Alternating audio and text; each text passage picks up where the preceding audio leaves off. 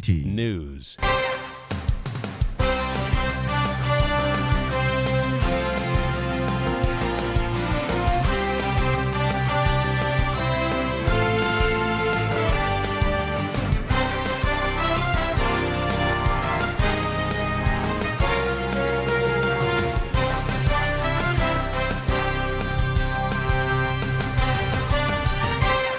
Hello, good evening. Welcome to Eyewitness News, coming to you live from our studios here at number 11, Dr. Martin Loop in Adabraka in Accra. My name is Selorm Adonoo. Tonight I'm here with Akosia. Coming up over the next 90 minutes.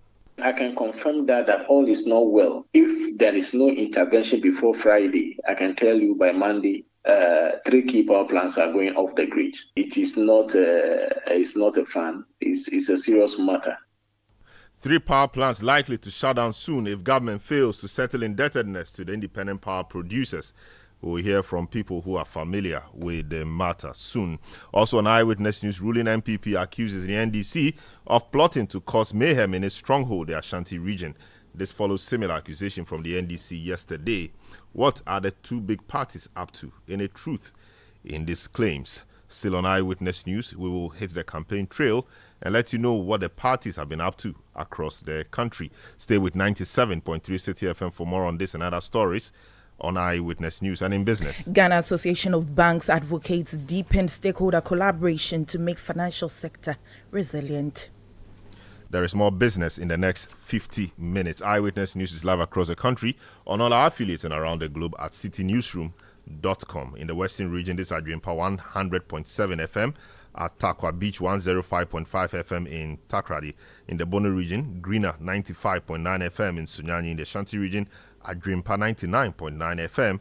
At Nkawia. In the Volta region, this is Heritage 107.3 FM in Hohoe, and Freedom 88.1 FM at Sogakop. In the Northern region, Radio Gaki 88.3 FM in Saboba, and Quality 88.7 FM in Garu in the Upper East region, and Nobia FM 88.1 at Naralugu in the Northeast region. Your comments are welcome via WhatsApp line 0549 986 996. You can follow me on X, formerly Twitter, at Selorm Adonoo. The hashtag, as always, is City Newsroom. Akosia gives us a very first story. Let's start off with the power sector, and the Chief Executive Officer of the Independent Power Producers IPPs, Dr. Eyewitness Petogbo, has disclosed that 3 key power plants face imminent shutdown due to mounting unpaid debts. Now he disclosed that the government has defaulted on its commitment to settle a $259 million obligation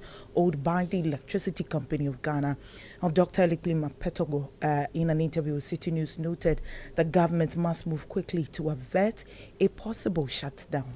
You agree with me, and as we have rightly heard, the energy sector's critical challenges, issues of finance. I wasn't too happy when the president talked partially about it. I expected him to announce that tomorrow or today I have secured some funding, or I'm going to pay part or all of the outstanding debts with regards to the IPPs. Looking at this huge investment for which they have to be very current with their lenders, I was going to commit to it, but I didn't hear that. But to say that we are taking practical steps, how long should this take? You know, the time that these issues these issues of outstanding debt to power producers became topical, till now nothing has been done about it.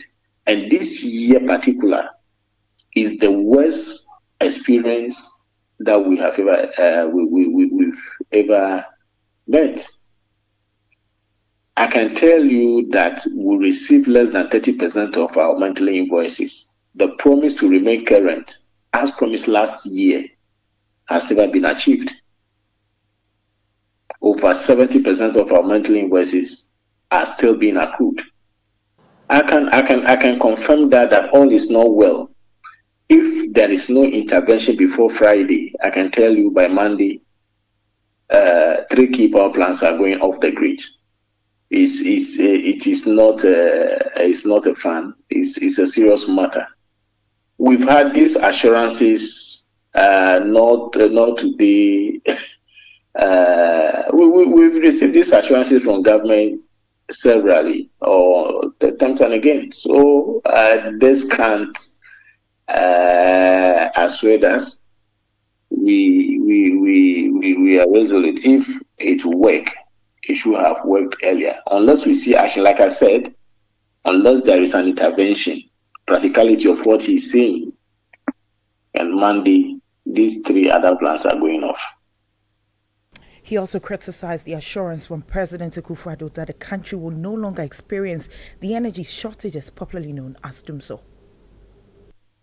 He mentioned something that I disagree with. That is to say that the commissioning of these plants is going to put doomsday to rest. Let me say I disagree with that assertion totally and strongly. The fact is, Ghana has, according to the government, have been experiencing a lot of avoidable costs as a result of excess capacity. So that's supposed to mean that Ghana shouldn't have problem with power supply or power generation. We have enough capacity to feed the entire country. So to say that commissioning of this plant is going to put this on to rest, I find it difficult to relate. You heard that the Chief Executive Officer of the Independent Power Producers IPPs, Dr. Elikplim Apetogbo.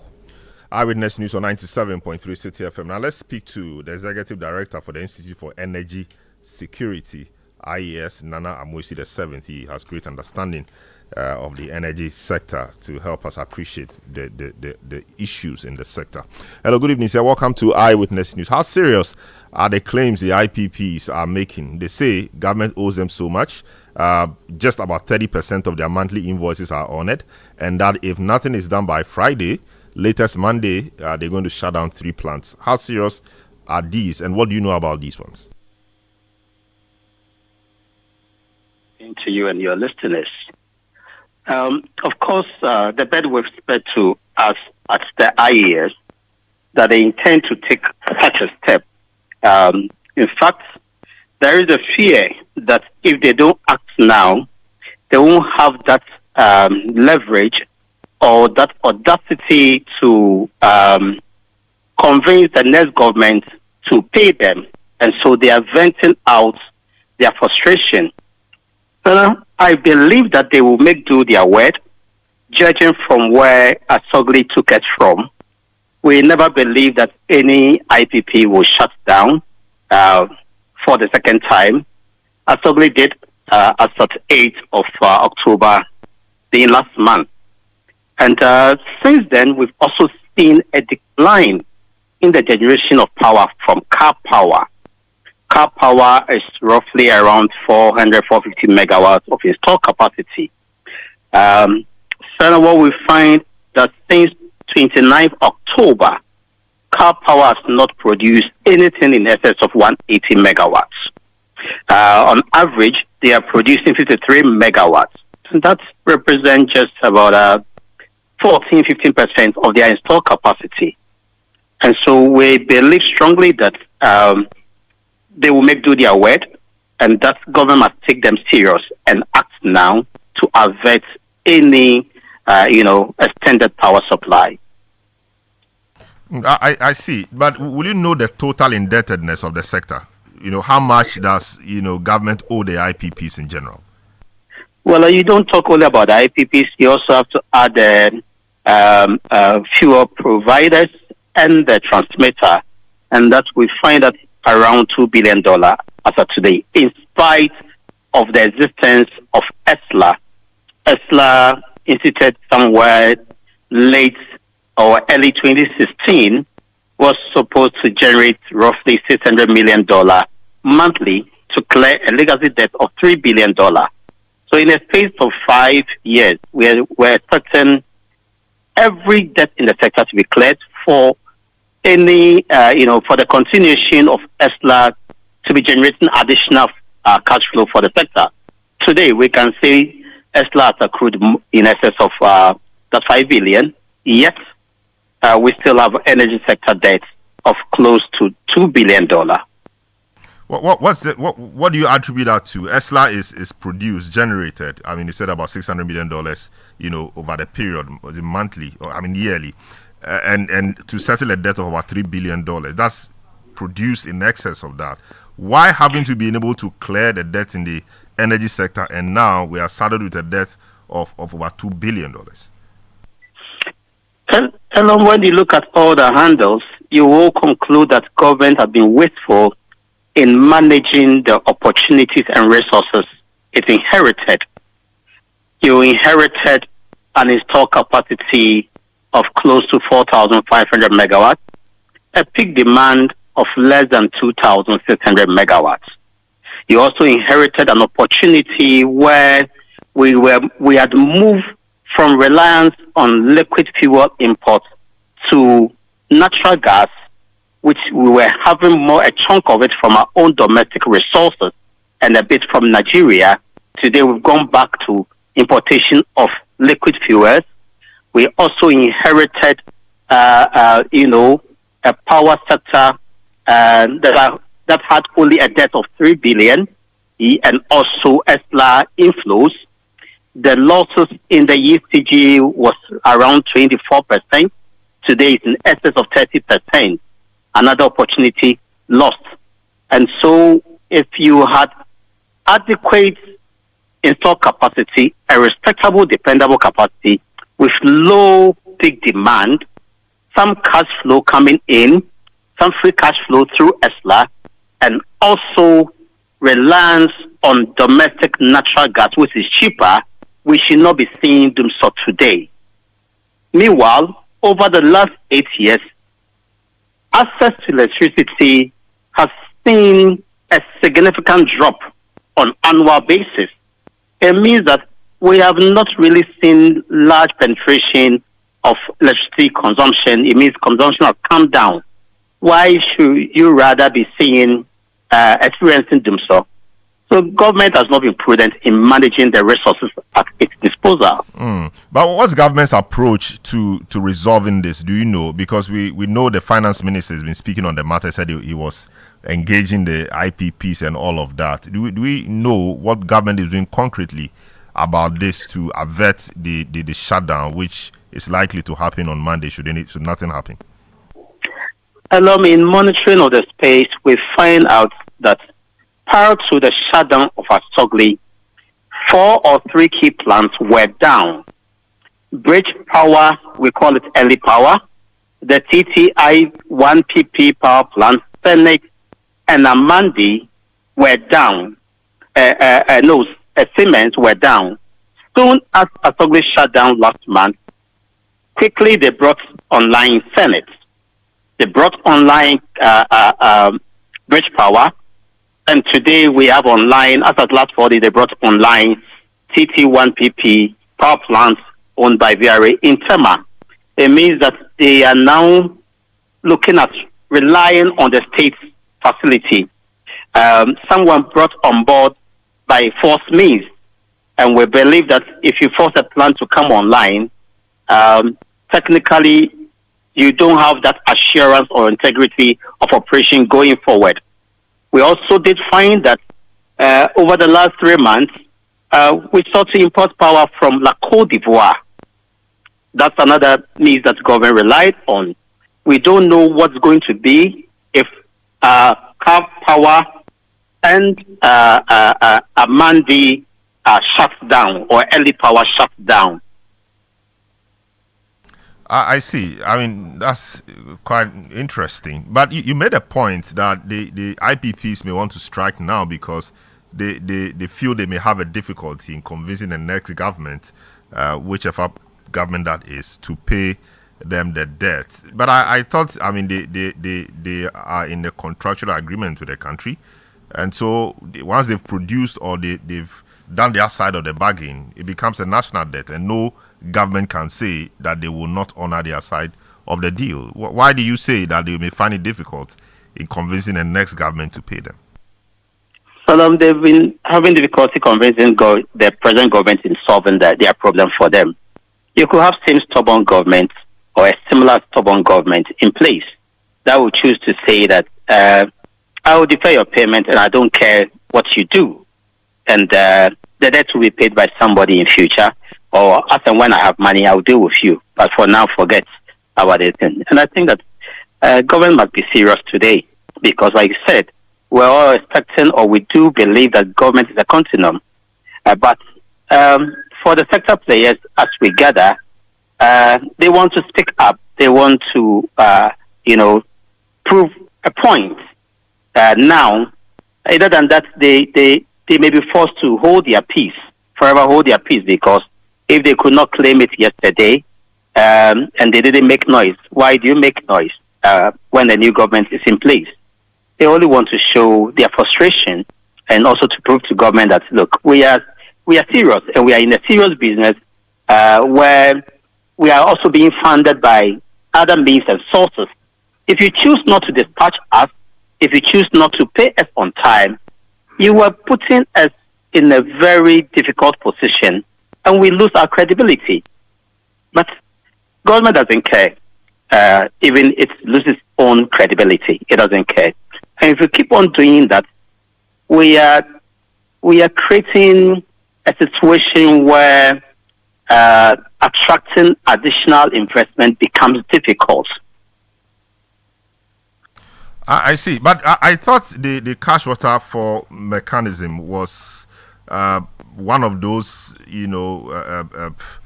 tools or one of those interventions to help deal with the sector, so that at least every month all the key players got some amount of money, etc. What has become of that?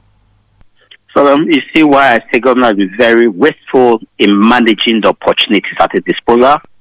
Cash waterfall mechanism was in place before the government came into being, the present government I'm talking about, and they were supposed to ensure a fair and equitable distribution of the cash collected.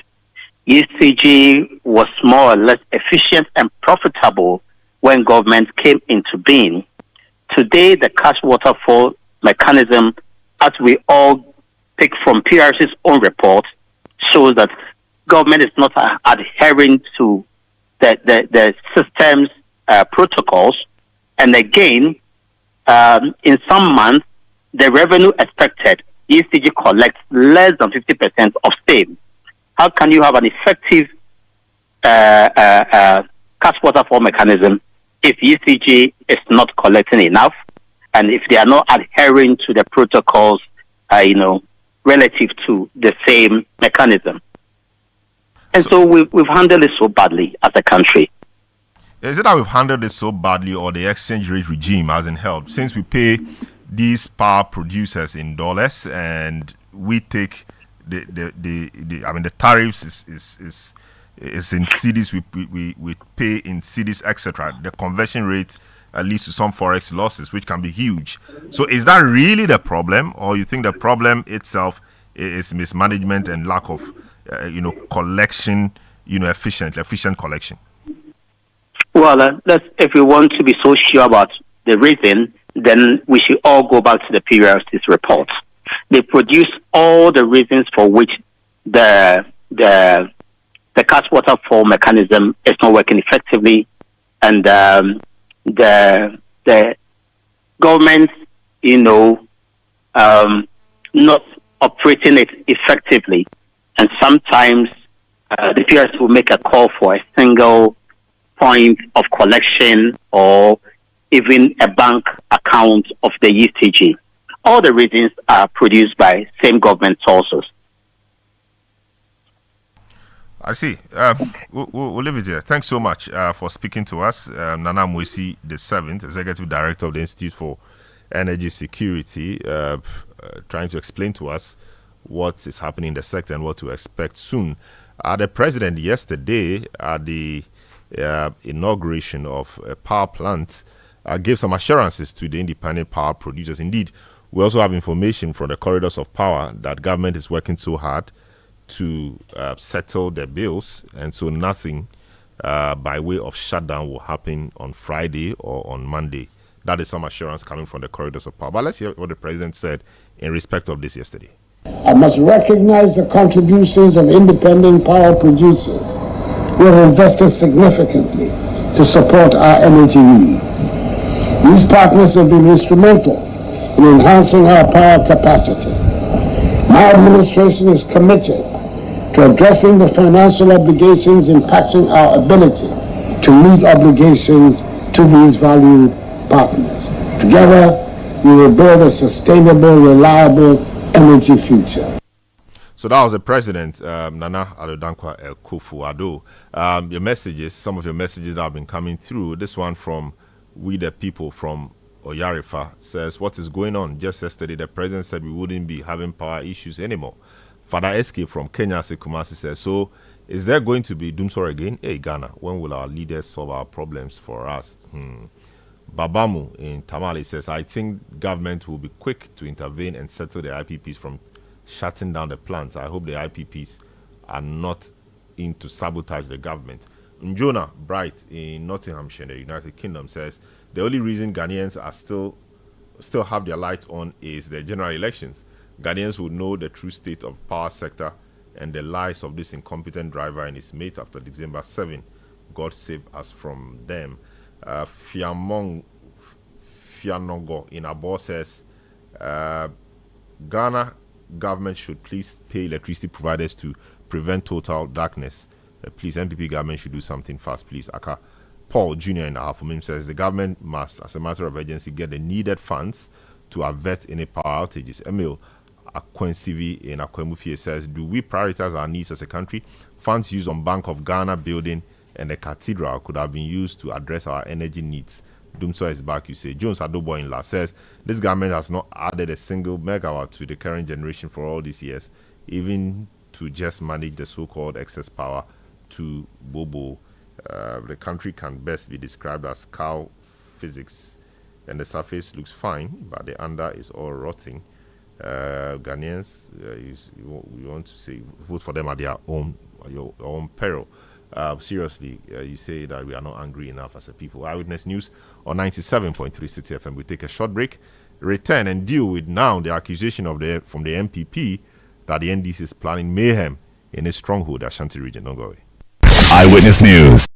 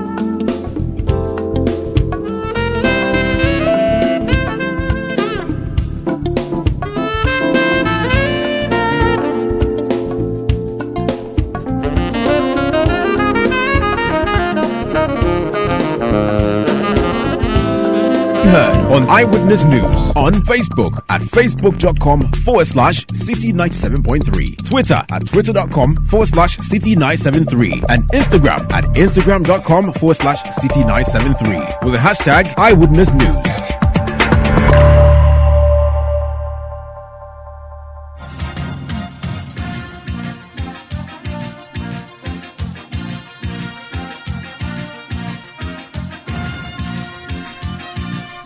Welcome back to Eyewitness News. It is your election bureau. At this time, we hit the campaign trail and touch base with the candidates. In the John Dramani Mahama, former president and flag bearer of the opposition National Democratic Congress, is in the Eastern region. He's been there for a couple of days now, engaging the people, speaking to them, promising them, and addressing some key issues as well.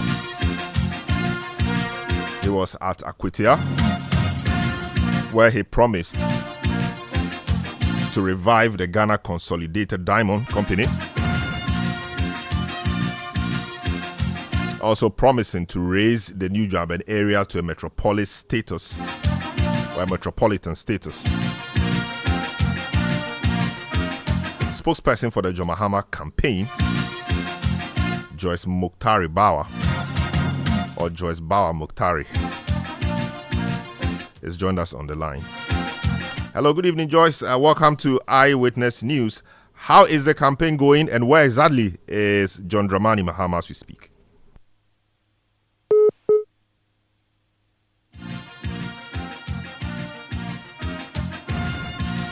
We do not have Joyce Bawa Muktari on the line. We're working the lines to get her back. In the meantime, John Mahama has pledged to revitalize the Akwetia Ghana Consolidated Diamond Company, popularly called GCD, if his party wins the next election. He was speaking at a mini rally in Bodua during his 5-day regional tour of the Eastern region.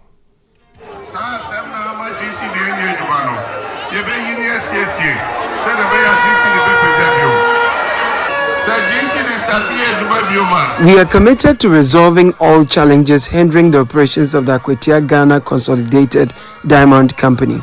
Reviving the company will create employment opportunities for over 1,000 young people. Currently, the company's state has left nearby towns, which share the same transformer with GCB, without electricity for the past 9 months. Once we assume power, we will provide a new transformer to restore power to these communities. 7 January, end this year by Baba. You strive free independence square year, addiction, transformer Baba Bisio.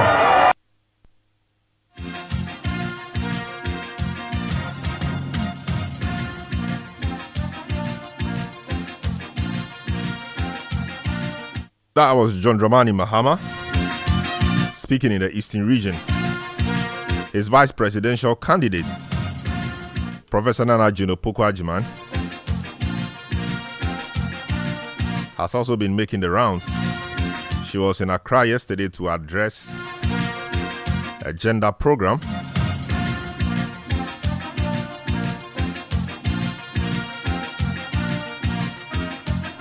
That was after coming from the north.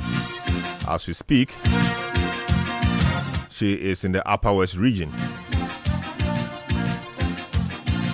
where she's promising substantial infrastructure development across Ghana if the party wins the 2024 elections.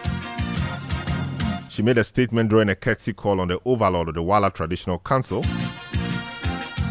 Na Seydou Pelpo IV, at his palace in Wa as part of a 2-day campaign tour of the Upper West region. Professor Nana Opoko Ajiman also criticized the MPP for perceived bias in the distribution of national resources and vowed to ensure equitable development for all regions. Unlike the NDC, that takes care of everybody. our opponents don't necessarily do so. They have already told us about people who don't vote for them and for which reason they don't pay attention to them. So what this means is that our PCs have suffered for 8 years. It means that whatever they could have done has been denied them because they voted for the NDC. This will not stop any of them or any of us from voting for a government that brings interventions such as the road you have requested for everybody's benefit. So that was Professor Jane Nana Opoku-Agyeman, Vice Presidential Candidate of the National Democratic Congress. Now we have Joyce Bauer Muktari, spokesperson for the John Mahama campaign, back on the line. Hello, good evening, Joyce. Welcome to Eyewitness News. Good evening. I'm sure you guys are trying very hard to disprove my plenty talk. How are you? Good evening to you. We're very fine. I mean, it's a pleasure having you. But where is your candidate? Where is John Mahama as we speak? And exactly what is he telling the people where he is? Thank you. John Mahama is actually in the Eastern region.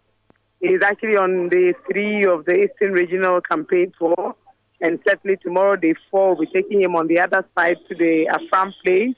And then he'll be returning to Accra on Friday after a very, very successful tour. I think that when I witnessed what happened in Kunkrantumi, in Chebi, in Osino, I was totally taken aback. Look, each and every Ghanaian is suffering.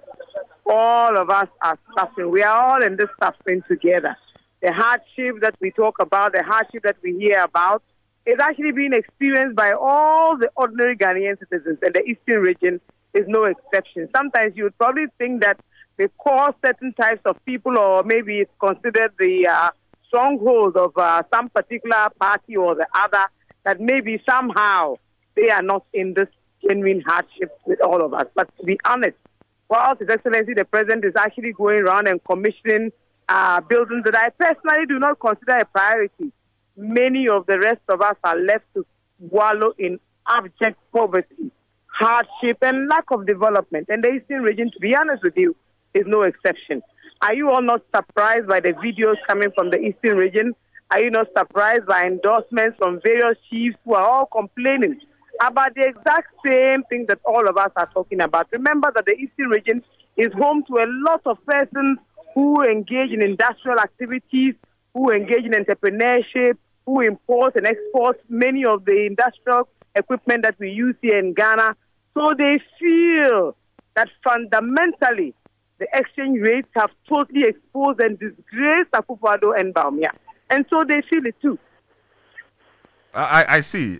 So how is he promising the people that he is going to change their fortunes? What exactly is he telling them about what he wants to do for them? Somehow, Selorm, I think that Mr. Mahama doesn't really have to promise the people anything. The people themselves have come to realize that Mr. Mahama is a credible politician, that Mr. Mahama walks his talk. And when Mr. Mahama promised that he was actually developing our infrastructure so that he could close our infrastructure gap and create jobs and opportunities for all, he meant it. They also appreciate the fact that the propaganda and falsehoods and lies, the barefaced lies that propelled Akufo-Addo and his family and friends into office, is actually a government that has monumentally failed the good people of Ghana. And as I keep saying, the Eastern region is no exception. I mean, look at it. When you look at Kunkrantumi, when you look at all these areas that were hitherto no-go zones for the National Democratic Congress, Fantiakwa South, Fantiakwa North, and all these places, today we are in all these areas, and you can hear the euphoria, the excitement. Indeed, a very prominent chief in Kede actually opined that John Mahama is the man of the moment and encouraged his citizenry, everybody, all his subjects, to throw their weight behind John Dramani Mahama. The truth is that Akufo-Addo and his group of friends have literally made sure that everybody else has remained poor. My brother, unemployment currently stands at 14.7%. When we left office, it was 8.4%. Most of these people who are unemployed are people in all the walks of life. There are many parents, out of the numbers we are talking about, 40% of women will have no jobs in their lifetime. And so when women are poor, it means that their children are likewise going to suffer. This campaign, my brother, is first and foremost about the economy. It is first and foremost about working very hard to develop the economy. It's first and foremost about working very hard to bring down the hardships, to improve growth, to ensure also that there is enough to feed all, not just a few. Mr. Mahama has talked at length about his job creation efforts, about the opportunity that all these efforts will be creating. First and foremost, he'll be building back on a bankrupt economy where we have borrowed over 740 billion and counting, and most people remain poor. You know, the challenge is that most often than not, when we wake up in the morning, sometimes even basic food, and I listen to a very sad story about somebody who could not even afford 1 square meal for her and her children. These are the really sad tales that all of us are being told as we travel the length and breadth of Ghana. I have no doubt in my mind that this is an election that John Mahama and the NDC are poised to win. I have no doubt that the agenda to build back the economy, to build back fiscal discipline, to stop the reckless borrowing, to stop the wastage of our resources, to ensure that there is enough opportunity for each and every one of us, is something that all of us here welcome. It's something that all of us expect. It's something we all anticipate. And I believe strongly that come December 07, 2024, all Ghanaians will be queuing to elect John Dramani Mahama into office. And the Eastern region is no exception. Remember that even in times past, we had just about 6 seats in the Eastern region. I am convinced that this time around, we are going to improve upon our fortunes, that the NDC is poised to do a lot better than it has done in the Eastern region in the last few years, even though Nanado apparently hails from the Eastern region. I see. So we've seen him go to Akwetia, Kukrentumi, in Selorm, etc. These are the Akan-speaking areas of the Eastern region. There's a Dangbe-speaking area, or the Dangbe areas as well, the Krobo, the Lower Manya, and all of that. Is this trip taking him to those areas as well, or he's just focusing on the Akan ones for now? Hello? Hello? Yes, I'm asking whether this trip by John Mahama, the 5-day tour, will take him also to the Lower Manya or the Krobo areas of the Eastern region as well. Yes, we are doing those ones on Friday. Tomorrow we are going on the other side, like I indicated earlier, to our farm plains where we'll use across Agodeke. And so certainly we'll be working through Lower, Upper Manya, Krobo, all the way down to Yellow Krobo and all of those constituencies. It's actually a full tour of the whole of the Eastern region. So yes, Thursday, Friday, you'll see us in those constituencies. Don't forget that those really are homes too, because the Yellow Krobo area and all of the Krobo areas, mostly right through to Somanya, are largely sympathizers, mostly of the National Democratic Congress. So we stand in very, very good stead, and the campaign has so far been very, very successful. This is actually the 14th out of the 16th. This is our second tour of the whole country. So I have no doubt that our message of the 24-hour economic policy and job creation is going down well with the people. You can hear a lot of noise in the background. There's a community engagement going on, so you can hear the refrain, we are Zoo, we are Mizah. So we are certainly on course. People expect a better economy. They want better health facilities. Indeed, you heard the chief who spoke about the fact that ever since the NPP has in office, no development has come to his community, none whatsoever. Indeed, the HIV/AIDS advocacy that was going on under John Dramani Mahama, apparently all those things have ended. And so indeed, HIV is also on the ascendancy. There are matters that concern communities, matters that concern all of us. Bread and butter issues, efforts to build back on the economy. So what is happening is that each and every citizen of Ghana knows that this administration has failed to deliver on their promise. Indeed, Mr. Mahama asked in one of the constituencies whether they had received $1 million per constituency, and they all chanted no. He asked them whether they had seen the $1 million per constituency. They chanted no. I have no doubt in my mind that this agenda to build back on agriculture, to build back on health infrastructure, to improve our road networks and enhance the experience of our mothers and sisters and brothers is what the people need at this time. A vibrant economy, a resilient economy, a robust economy. And all of this will be spearheaded by a modest individual, a gentleman who loves Ghana, one who walks the talk. And I believe that we are tired of the life. The barefaced life should be a thing of the past. On my part, I call on the good people of Ghana to join us to elect John Mahama so that together we can all build the Ghana that we can all be proud of. Very well. Thank you so much, Joyce Bawa Muktari. spokesperson for the John Mahama campaign team, says with the flag bearer on his Eastern Regional tour, where he's engaging with residents of those areas on his promises and policies, should he be given the opportunity to lead this country again. Now we turn to his opposite number, Vice President Mahmoud Bawumia, doctor. He has been in the Ashanti region for a very long time. We understand for now he's done with that side of town. He has returned to Accra.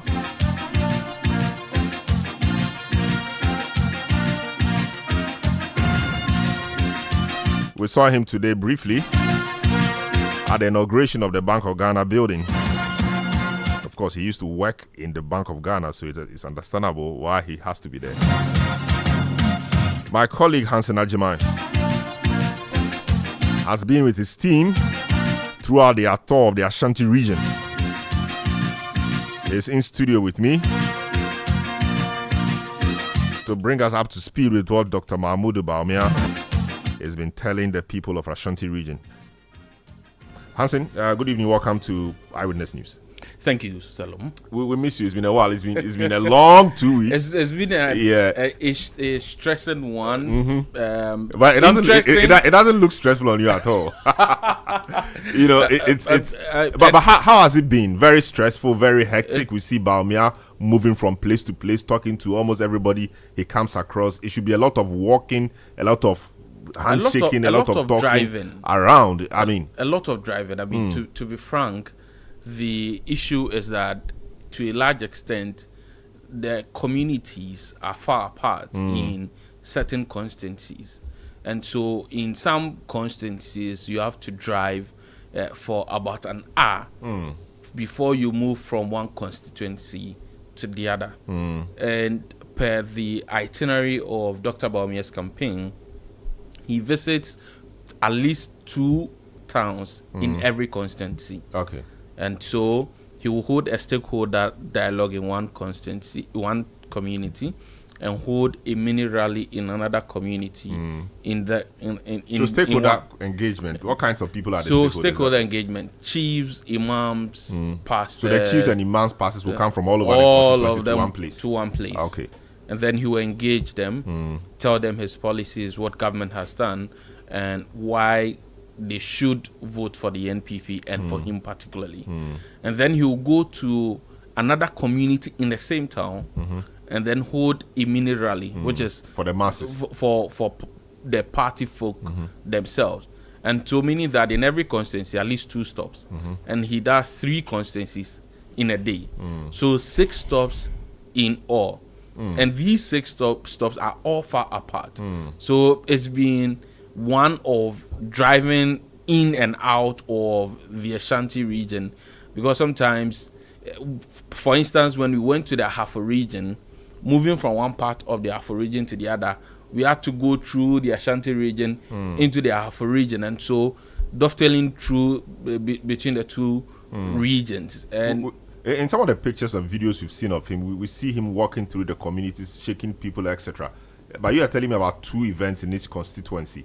So how much of that, how much of the walking and shaking people, did he do really in the constituencies he visited? Was that also a feature of his visit? So yes. So it happens randomly. The 2 stops I talk about are where he would address the people and speak to them and tell them why they should vote for him.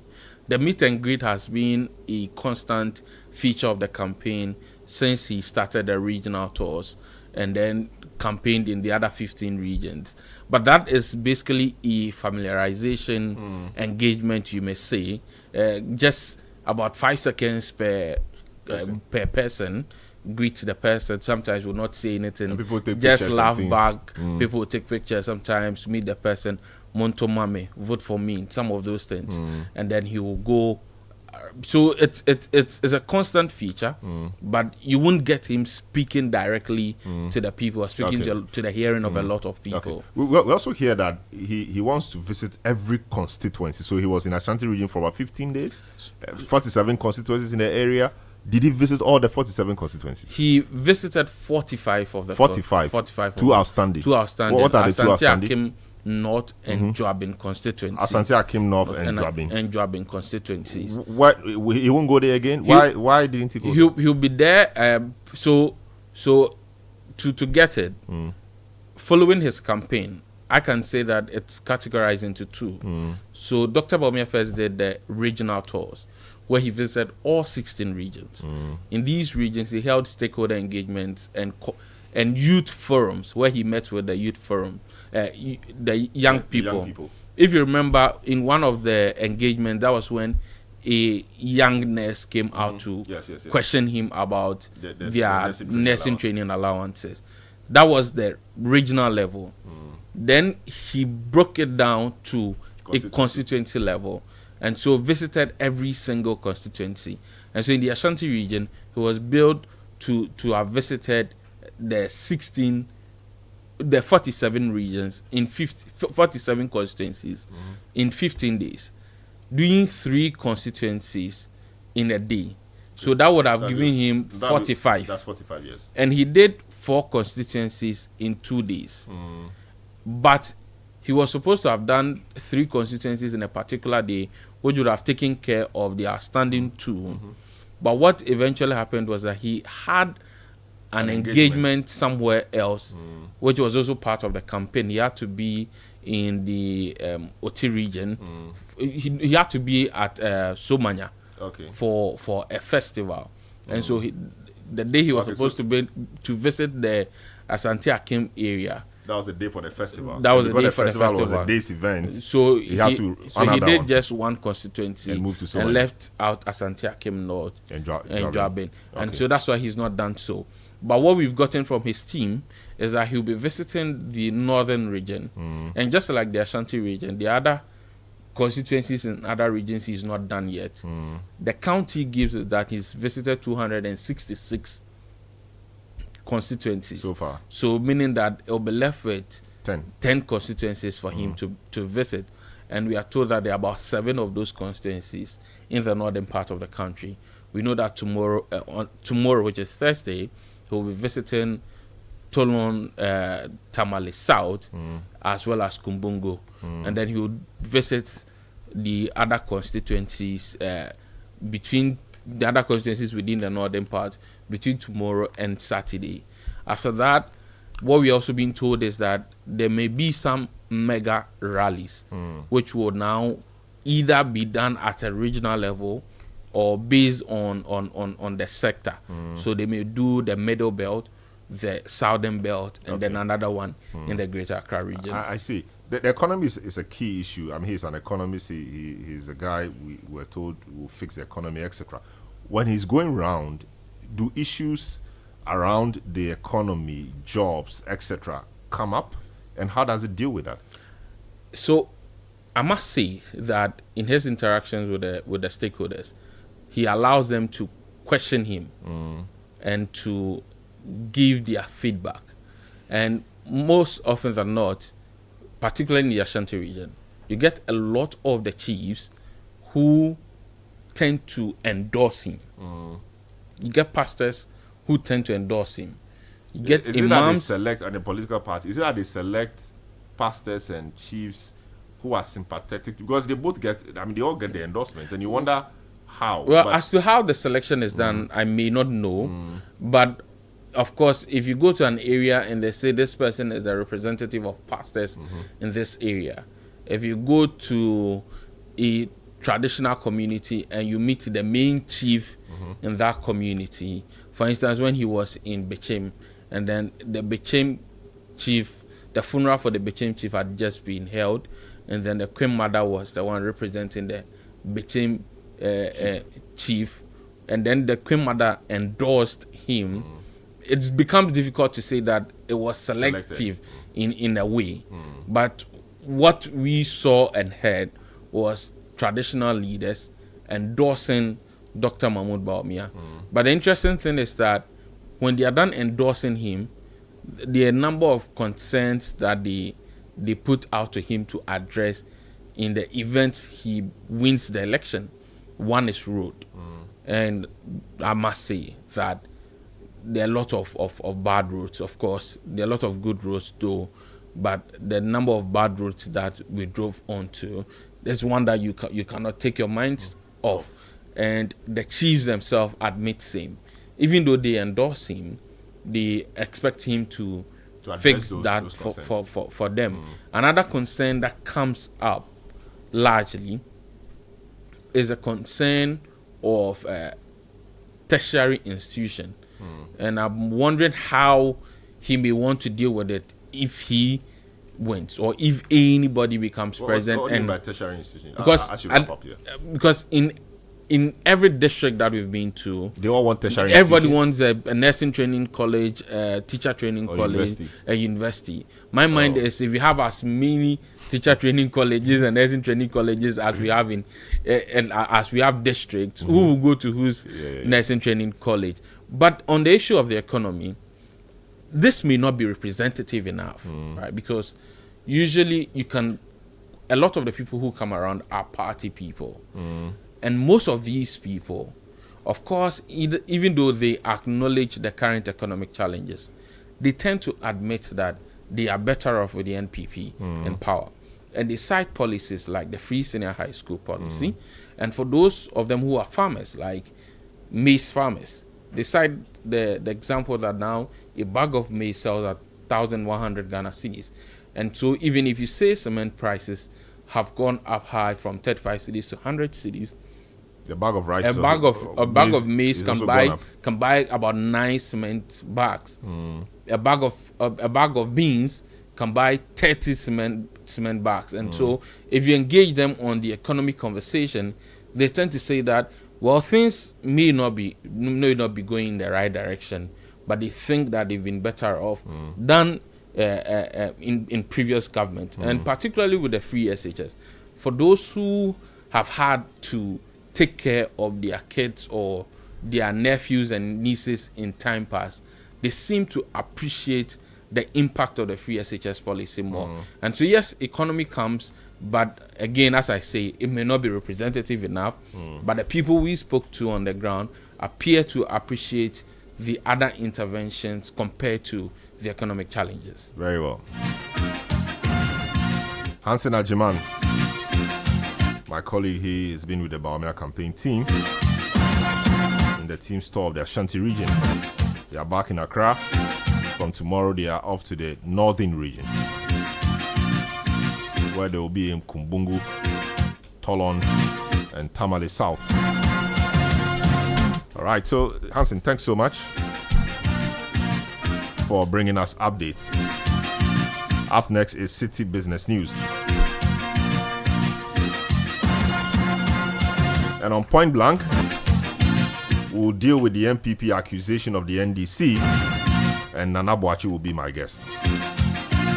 We'll take a short break, come back with City Business News. Eyewitness News. Be there as it happens.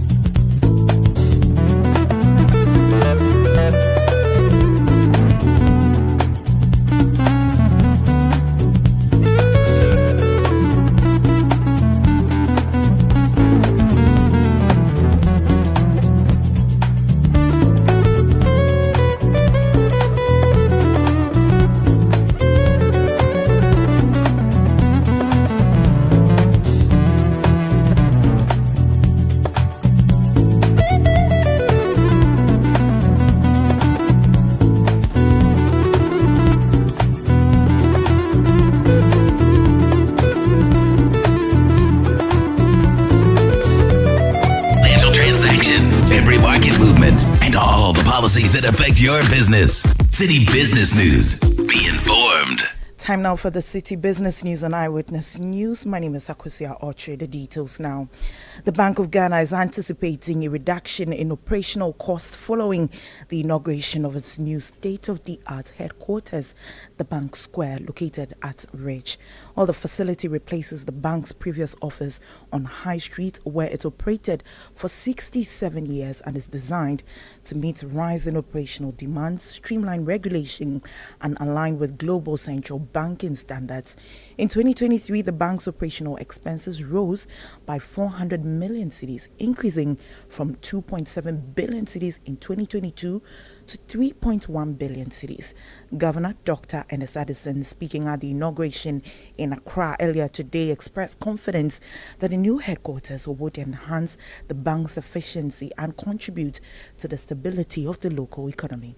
The number of branches of regulated institutions, personnel and systems that must be supervised have expanded significantly, and we cannot ignore the monumental evolution of banking services, the corresponding increase in the number of consumers of those services, and technological advancements that have changed the financial service ecosystem in Ghana. That was Dr. Ernest Addison, Governor of the Bank of Ghana. Well, meanwhile, President Akufo-Addo, who officially inaugurated the facility, is confident the new head office will fast-track the full potential of Bank of Ghana and transform the country's financial sector. The original headquarters, which has served the bank since 1957, had become inadequate to support the evolving scope and complexity of the bank's operation. Over 6 decades, the bank has been transformed in response to the dynamism of Ghana's economy, necessitating facilities that are both modern and secure to discharge effectively its mandate. The Bank Square is a declaration of intent. It embodies the resilience of our institutions and the aspirations of our people. You heard the President Akufo-Addo. Now, energy stakeholders are urging the newly confirmed Minister of Energy, Herbert Krapper, to expedite efforts in addressing critical challenges in the energy sector, including debts owed to the independent power producers before his tenure expires. All this comes amidst plans by 3 IPPs to shut down operations starting Monday due to unpaid debts by the government. Speaking to City Business News, Executive Director of the Center for Environmental Management and Sustainable Energy, Benjamin Nsia, called on the Energy Minister, Herbert Krapper, to act swiftly to prevent the planned shutdown. If he's confirmed that maybe he may not go through a parliamentary procedure because he's already a Minister of State, that means that he must begin from now. Maybe tomorrow, after engaging the Minister of Finance today, he must engage the IPPs and then assure them that there is a definite source of funding, and this is how the funding will be allocated, and the time schedule within which these fundings are going to be allocated. I think that the IPPs, even though they are entities, they are also humans. You understand government and then relax. But in the long, especially the medium term, I think that as the country, we need a stakeholder engagement on how to resolve these particular debt issues. That was Benjamin Nsia, Executive Director of the Center for Environmental Management and Sustainable Energy. Now, leading domestic airline Passion Air has denied allegations of extortions and poor service delivery against its staff as peddled by an unhappy customer on social media. The airline, however, says it is using feedback obtained from the customer to review its processes and improve their service conditions. In a statement, Passion Air explained their check-in policy, stating that counters close 40 minutes prior to the scheduled departure in line with industry standards. The policy ensures flight schedules are maintained efficiently. Addressing claims of additional charges, Passion Air clarified that rebooking passengers may incur fees based on fare differences and penalties, which are determined by the original ticket class and rescheduling options available in their ticketing system. The domestic airline's comments comes in response to allegations from a customer identified as Suleimana Isifu, accusing staff of the airline of engaging in unethical practices, including discrepancies in rebooking charges, favoritism, and extortion. On the matter of receipts, Passion Air emphasized that all passengers making payments are entitled to receipts and encouraged customers to request them at the time of payment. The airline expressed regret for the customer's negative experience and assured of their commitment to thoroughly review his concerns. Passion Air also highlighted that they had engaged the customer to resolve his complaints amicably, using his inputs to improve their processes.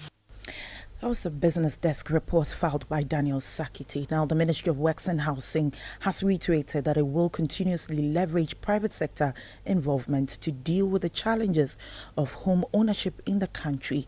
While speaking at the launch of the Diaspora Property Expo in Accra, the Chief Director at the Ministry of Works and Housing, Reverend Stephen Yao, stressed the significance of the private sector participation in home ownership.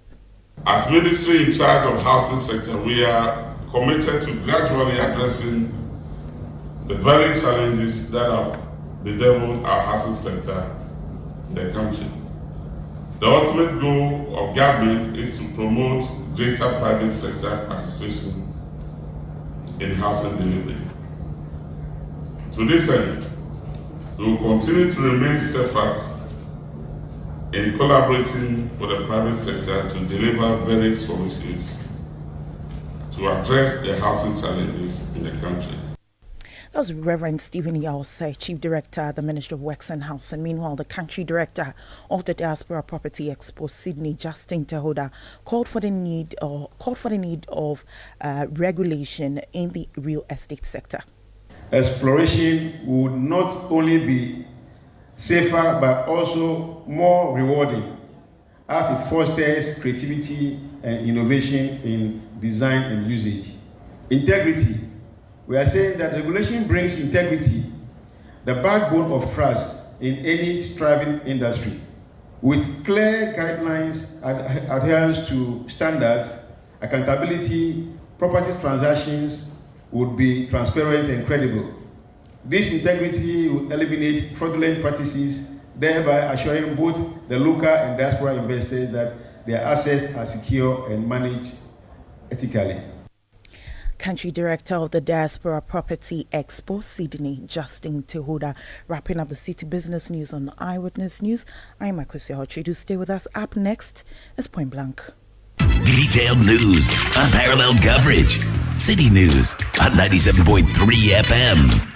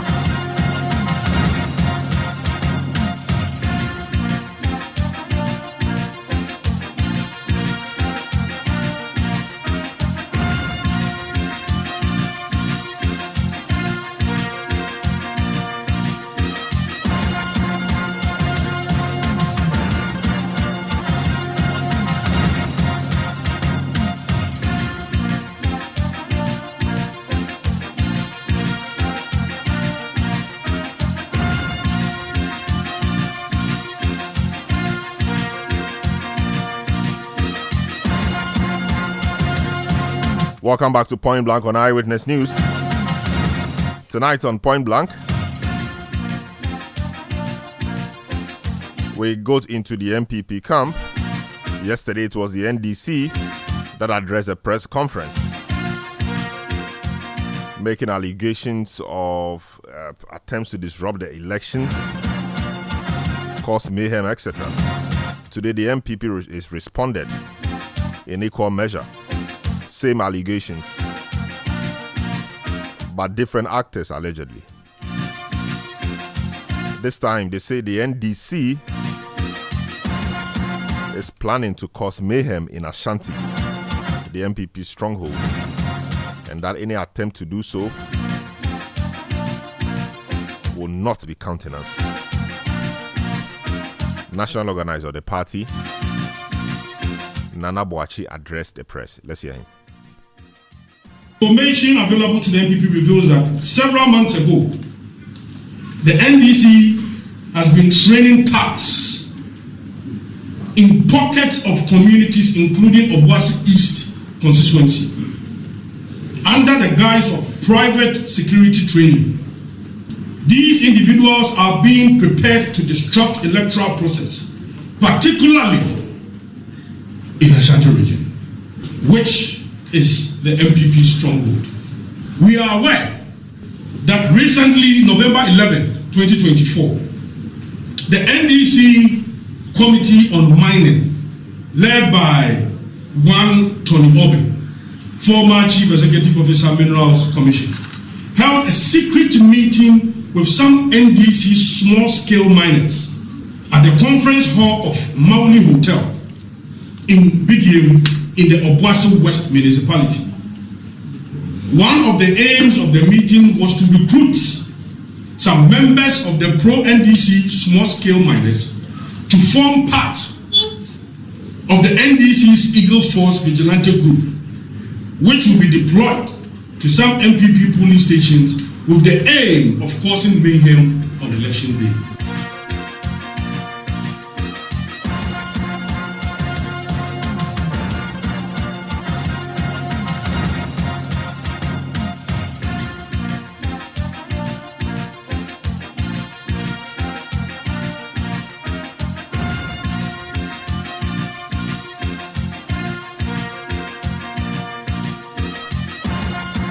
So that was Nana Boachi, national organizer of the New Patriotic Party.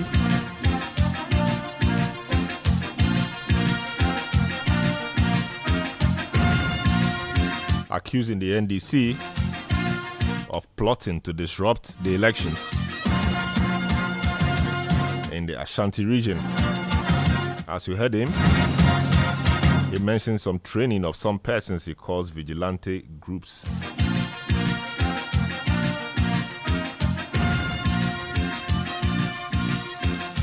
For the purposes of allegedly causing mayhem on election day.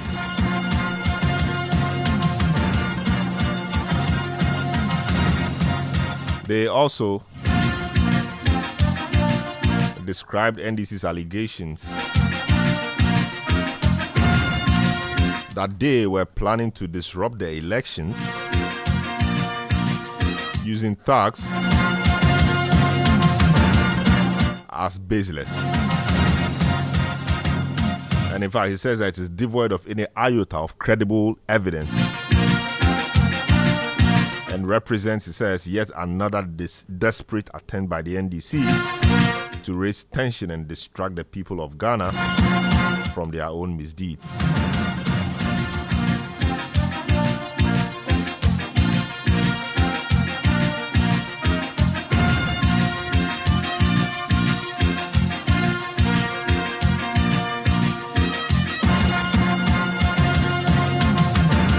We were able to talk to Nana Boachi,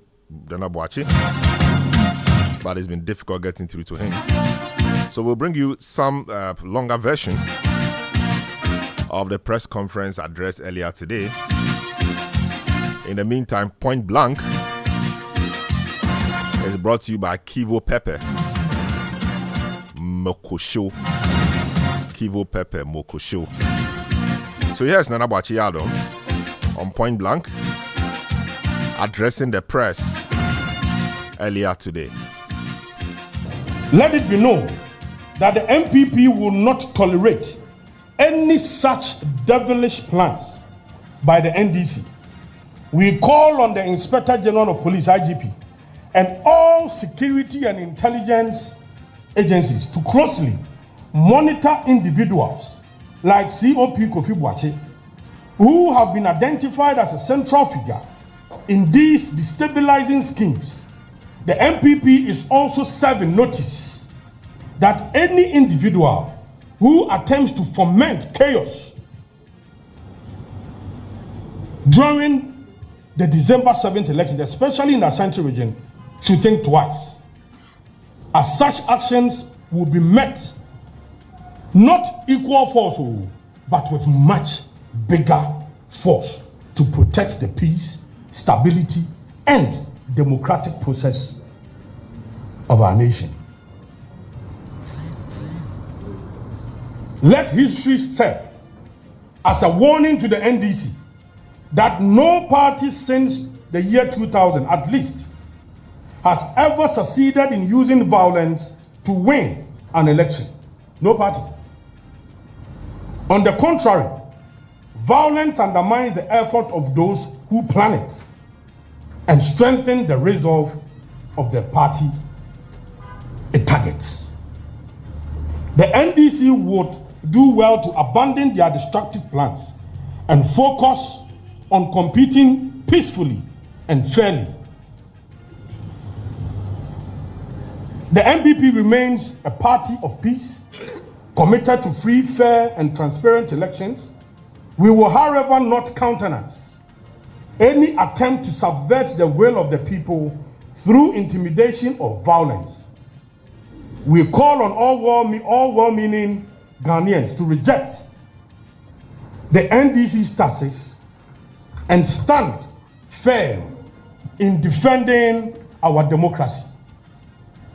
Let us show the world once again that Ghana is a shining example of peaceful and credible elections.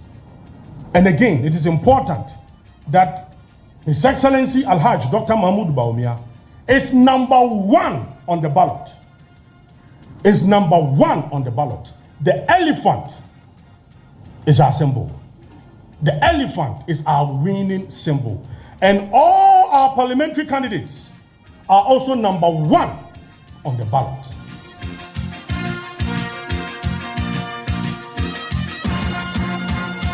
From all indications up, down the country, we are winning the presidential elections, and then we're also going to have a clear majority. The chaotic scenes perpetrated by the NDC in Parliament will be the thing of the past. The New Patriotic Party will have a clear majority in Parliament, and we urge all Ghanaians to vote massively for the New Patriotic Party. The reason is simple. The people have compared the MPP track record, and I keep saying this. When I hear the NDC saying that the MPP we are going to rig the elections, it's quite funny. We will win these elections with our superior track record, nothing more, nothing less. We are going to have a transparent elections, clean elections, fair elections. There will be no intimidation, and the New Patriotic Party will win these elections with His Excellency Alhaj Dr. Mahmoud Bawumia as the next president. The people of Ghana have looked at Dr. Bawumia, and they have also looked at the former president. You compare the two, these are two gentlemen, one championed 35 policies as we speak, 35. Because both of them, they've been vice president before. Now you go to the arena of former President Mahama.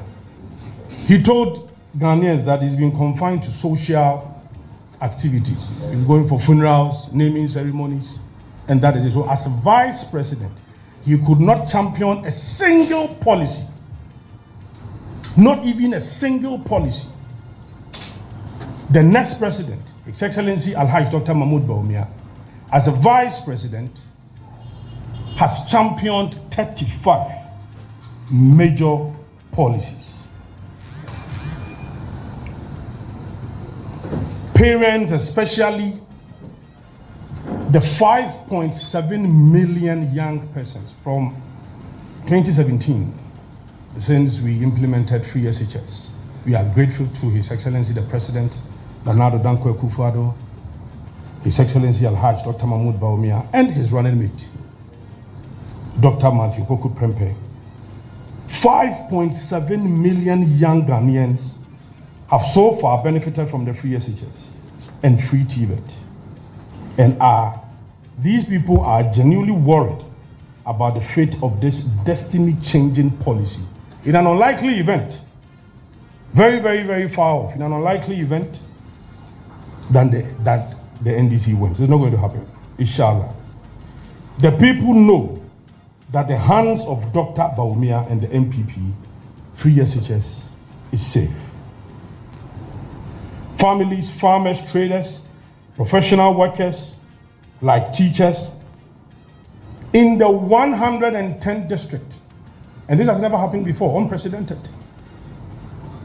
One of the lessons we learned from COVID-19, or something positive that came out of COVID-19, will be the massive construction of 114 hospitals. Unprecedented. And I have traveled nationwide in all the 16 regions. And you see all of these hospitals at different stages of completion. I mean, we are talking about 80% different stages of completion. And it's massive.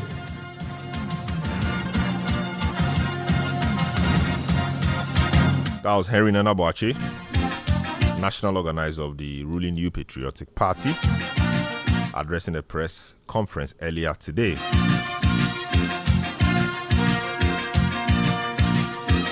That's how we conclude today's edition of Point Blank, brought to you by Kivo Pepe, Moko Show.